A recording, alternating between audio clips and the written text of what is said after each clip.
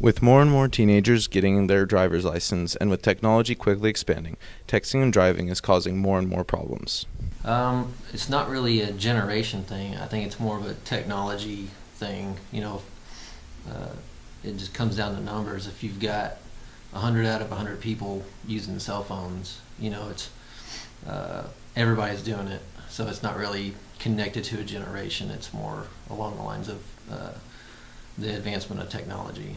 So I don't necessarily know if it's becoming more of a problem as it was for, say, last year or 2 years ago. And the only reason I say that is because I think teenagers and adults are more aware of how distracted they can be whenever they text. I know last year, as soon as last year, I was still texting while I was driving. But now I really, really, really try hard not to do it because I know how dangerous it is. I don't think you should because you're just putting a lot of people in danger. Parents really, really talking to their kids about it, I think, is the main thing. Maybe programs in schools, kind of like they do the Shattered Dreams about drinking and driving. Maybe they should do like programs about texting and driving, which we did last year here at Celina. So maybe more programs and PSAs and commercials and things like that. While most people agree texting and driving is bad, some do not think there should be laws against it. I'm not saying that, I don't think you should text and drive. However, I don't think that just because you shouldn't do it, that we should always throw a law in there about it.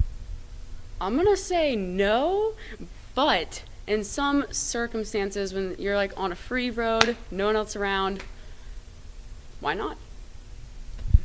There are many different statistics about distracted driving-related accidents, but a real number would be almost impossible to calculate. it's when you do accidents, it's really hard to tell because you don't know what happened in that vehicle that led to that accident.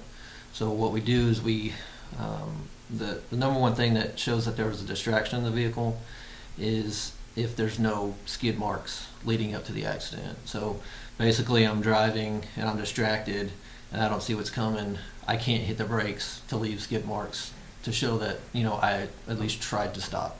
So that's how we can't really say it's the phone or the radio or anything like that. It's usually we classify it as distraction in the vehicle, and typically when there's no skid marks, it's basically what happened. While it is understood not all texting-related accidents can be prevented, some people ask for more classes to explain the dangers of distracted driving.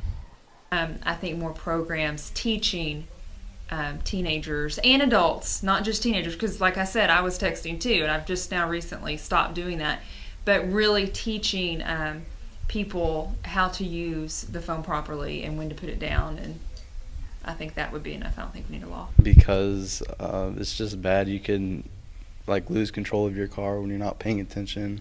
And personally, I had a cousin that died from it, so I just don't think it's good. With the population continuously growing, officials do not expect the number of distracted drivers to go down, but up. Thanks for watching. This has been Brent Kearney with CISD TV News.